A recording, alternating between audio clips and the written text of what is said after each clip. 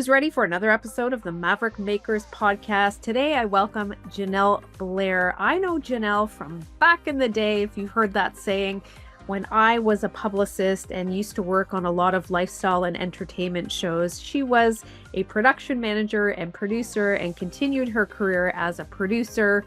And now she has segued into real estate, and it really makes sense to do that because she had a background in renovation production, so it only made sense. She was loving aesthetic, and then of course this carried through into her new career, so she definitely is a maverick.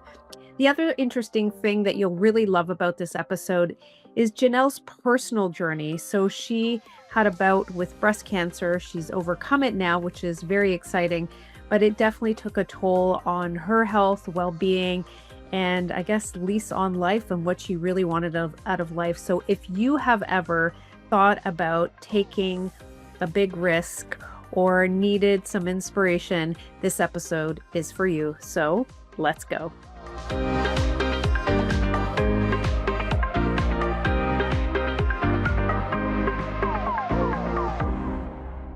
Hello, everyone, and welcome back to another episode of the Maverick Makers podcast. I am so excited to welcome Janelle Blair. She is an old friend and colleague, and she started in film and television and now is in real estate. We call her the Queen Realtor. I had to. Sorry, Janelle. So welcome to the show. Thank you. Thank you for having me. Yeah, I'm excited to get started and talk to you about your life's journey. And it's been really interesting from where I knew you and where you are today. So let's start with the first question. Okay. You, what makes a maverick? That is a good question. I would say in all the things I've learned in my life, somebody who decides what they want, sets a goal, and sets out a plan to achieve it. And also somebody that knows it's not going to be easy, but does it anyway. Yeah, I love that. And I think that's a really important characteristic of a maverick is that unrelenting behavior and never giving up. So amazing. And do you think you followed the maverick path? So let's talk about where you started and where you are today. So I definitely try, but I have, like anyone, had challenges and hurdles and stuff that have come up. And I try to remind myself to keep on that path. So it's always a struggle. I'd like to say it's been easy and things have been easy, but like it's just not life. So yeah, my background, I did an internship my last year at university at a television production company, and I fell in love with the creative process, the organization of TV, and also just a really fun place to be. So I started working at my first job was in publicity at a TV station. And then I left to go into production after a short stint there because I really wanted to get into the making of film and TV. And I chose TV, and from there I started as a production coordinator. And my first show was a documentary series that was shot across Canada. And then I started working on lifestyle shows, a lot of renovation shows, which I really liked. We did some cooking shows and moved around a bit, kind of more reno shows. I worked at Entertainment Tonight for 6 years to try out the studio shows. I worked in animation for a year. Um, and then I left everything and I became a real estate agent. I did my credentials over the pandemic, and then I've been doing that for 4 years now. Wow. How did Yeah. that even happen? How do you go from TV to real estate? So when I was in high school, I used to actually watch the real estate channel, and I loved the idea of being a real estate agent. I loved watching the houses come up and seeing the prices and where they were. Um, and when I started working in TV, my favorite shows were always the reno shows. I loved working with the homeowners. I loved going to the visits and seeing the properties and seeing what they could become. And I love being involved in the whole process around making the houses beautiful. And I thought to myself often, I'm like, I kind of want to be a real estate agent, but like, I don't know how to do it. I don't know how to start. I don't know how to just like, it wasn't even leaving TV that was scary. It was like, how do I get clients? How do I figure out real estate?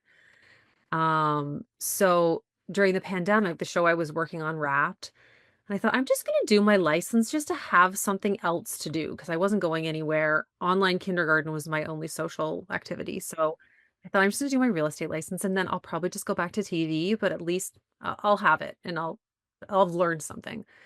Um, so I did that. And then towards the end, one of my best friends said, my cousin's a real estate agent and she kind of wants to get a TV show. Like she has this idea, like her and her husband are, he's a contractor and I said, "Well, I'll talk to her." So we ended up chatting, and she was telling me kind of about her idea for show, and I was telling her the ins and outs of TV, kind of the pros and cons, and how she could maybe go about creating a reel.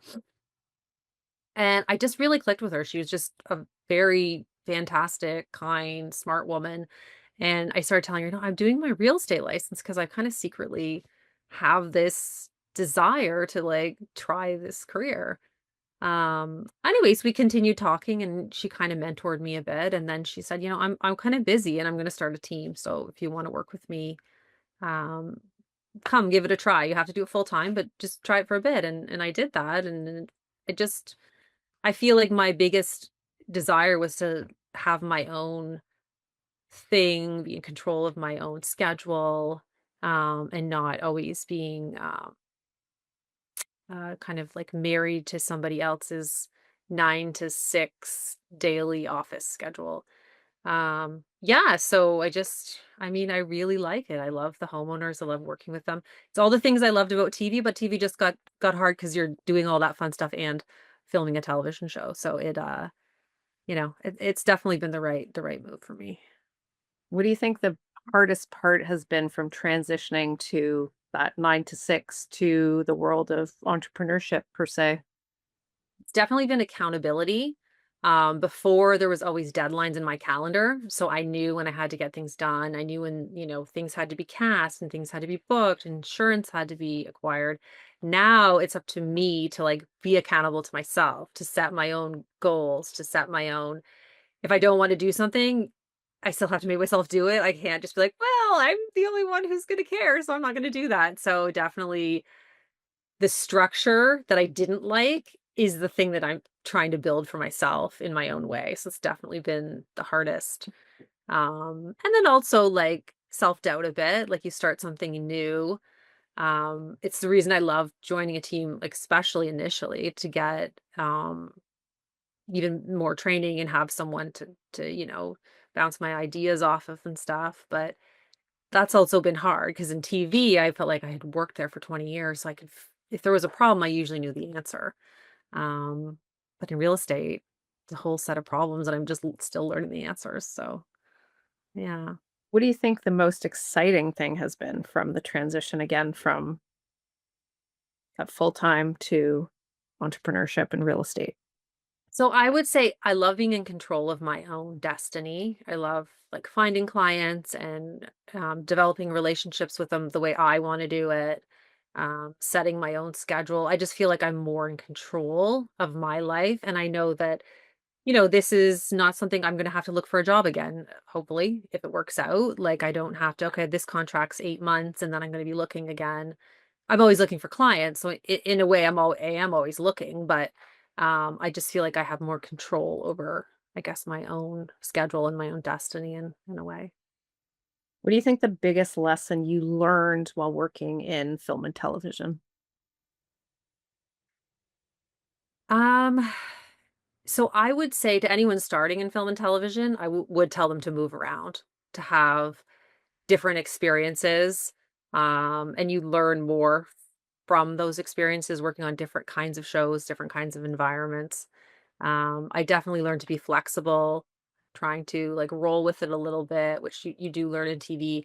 Problem solving skills. I feel like the problems I'm up against now, I'm very confident figuring them out because in TV there was always m- quite frankly, they seemed much more like much larger problems than maybe we'd face in real estate, and there's always like a team behind me with like a brokerage and stuff. So I always feel like, okay, this is a problem. I'm going to solve it this way. Like I feel like my problem solving skills are pretty strong because sometimes TV can be a wild ride, and I held on to the roller coaster for a long time, so What's that saying? It's not life or death, it's just film or television, that saying? That's always sat with me, and what do you think about that one? Because I think, again, like what you're saying is I think it's because it is so intense and there's deadlines and, you have to get everything shot in a certain amount of time that it's so like a pressure cooker.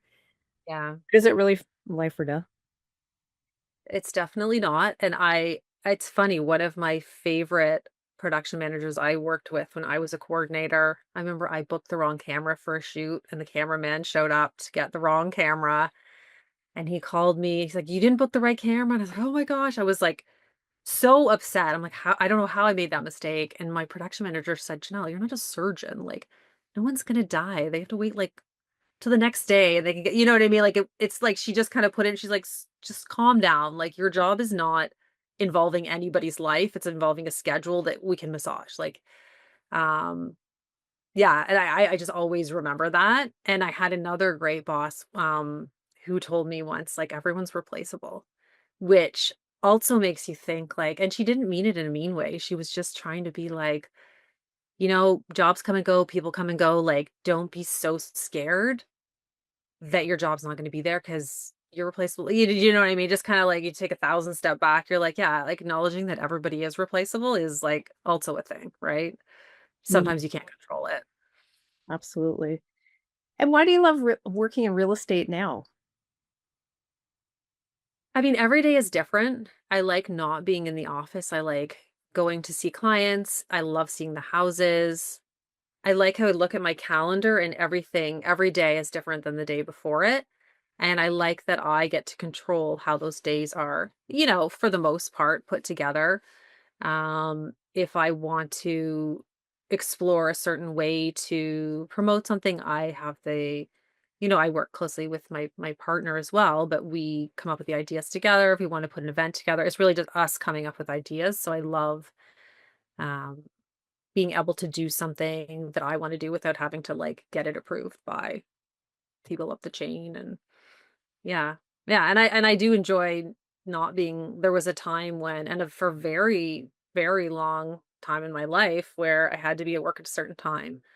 I worked before the pandemic, so we were always in the office, so you had to leave at a certain time, get there at a certain time, like stay the entire day, even if like you didn't really have much to do. And the day before you stayed till 8, you still had to be there till 6. Like I like that my life isn't so scheduled now in that way. Isn't it the best? It really is nice. Like, I mean, I end up, to be honest, working almost every day. Like, I work Saturday for a few hours, I work Sunday, sometimes the whole day, and then I have Monday morning off. So it's not for everybody. I acknowledge that because like weekends are never off. But I think I do like it better. Yeah. Mm, I agree. I agree. Let's talk about your personal journey. Um, why are you such a strong advocate and supporter of cancer awareness? Yeah, so I was diagnosed with breast cancer when I was 29. Mm, I'm 46 now, so it was quite a long time ago. Um, and at that time, it was one of those things that just really shakes you to the core. I got my first producer job. Um, my boyfriend and I had just bought a house a mm. few months before, and I have no breast cancer in my family. So I, found a lump and did the usual where I thought it was nothing and then slowly learned it was something. And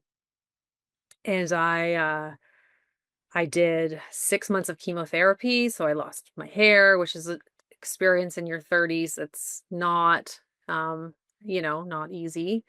I did radiation, I had surgery, and yeah, it just really changes you a lot.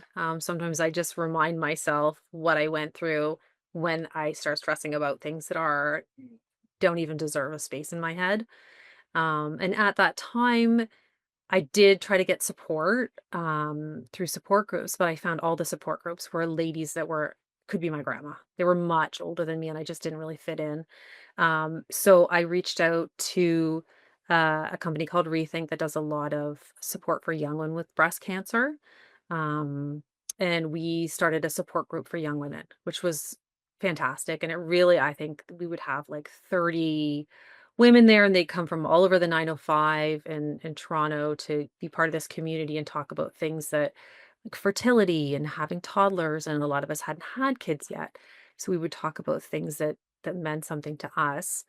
Um, and I was in a documentary that was on the Women's Network about 4 other young women that had breast cancer just to, try to spread awareness because when I was diagnosed, I didn't even know you could get breast cancer in your 20s. And it's certainly very uncommon, but it does still happen.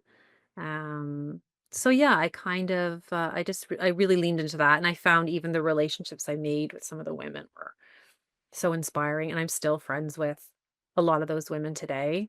We still keep in touch, and I'm starting to do things with Rethink again. So, yeah, it's definitely been the thing that's really defined my life. There's almost like a before cancer life and an after cancer life. And I'd love to say, like, I don't sweat the small stuff anymore because this and I do still. But I also feel looking back, there's been jobs that I didn't want to stay at after and I didn't stay. And there's been friendships that I didn't want to stay in after and I didn't stay in them. So I think it just gives you you've done something hard, you can do something hard again. And when I stopped loving TV and I wanted to do something different, I'm like, I've done something hard before. And I know some women that I've lost to breast cancer. 2 of the women that were in the documentary with me unfortunately passed away from breast cancer. So you just really have a perspective. Like, I'm not guaranteed tomorrow. Nobody's guaranteed tomorrow, but I think you have more of a all these reasons I shouldn't do something. I'm just going to step over them because like what the fuck? Like I might, who cares? Just do it. You might not be there. No, none of us might be here in 2, 3 years. Um, but yeah. So that's definitely like my whole journey getting into having a family and stuff was obviously affected by breast cancer. And it's something I don't think about it every day anymore. Like it's always there, but if anything, it's there in the hardest times when I think, oh, I don't know if I can do that. And then I think, no, you've done harder things. Like life's been worse. So you just maybe try. So Thank you for sharing that story. And you have a beautiful family, like thank you. just amazing. And I read both those articles you sent me and just so inspiring. Such a beautiful love story with your husband and just the hard things I think are the things that like you said they define us and that's what makes us who we are and I think as much as I believe that at one point in everyone's life they're given that cross to bear and in that whole analogy but I think that's also a gift, as crazy as that sounds, because it propels us into action. Like it's exactly what you're saying. It's like I've done the hard things. I don't want to be in these toxic friendships. I don't want to do that because you were once faced and maybe sometimes you obviously probably still think about it with am I going to wake up tomorrow? So, Yeah. amazing. Wow, that's so inspiring and thank you for doing all of that with Rethink Breast Cancer and what do you wanna say to some of the young women who may have just found out about their diagnosis? I mean, the first thing I usually tell people when I talk to newly diagnosed women is try not to go down a rabbit hole on the internet because sometimes it doesn't, there's a lot of misinformation out there. People try their best to give you advice. Yeah, I don't know. For me, the thing that really helped me was connecting with other people that had been through breast cancer. Um, And it's hard to depending how young you are, especially in your 20s and 30s, to find, um, people that understand, I guess. Just acknowledge it's hard and try to reach out to organizations that where you can find support.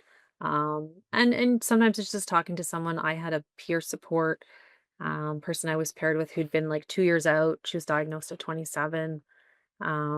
Just someone to listen to who kind of gets it and also has had a good outcome after.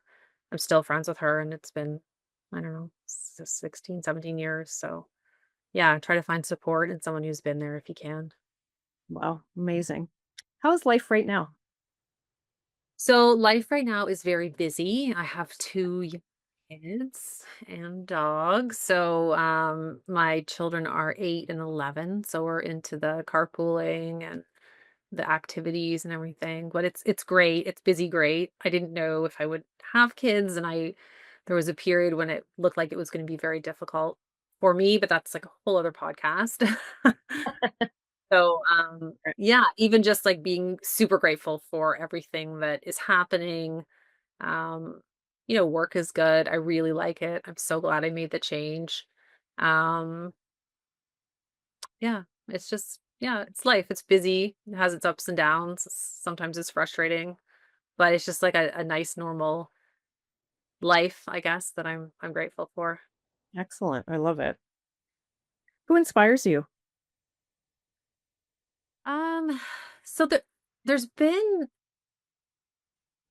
I guess, like, like, in general, like, really strong, determined women. I try to, um yeah, like, my mom, she's like a big fighter, and she's strong.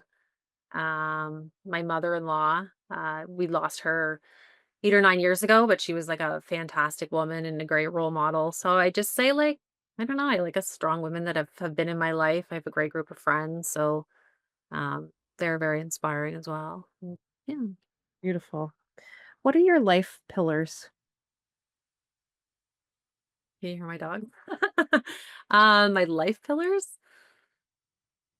What do you mean by that?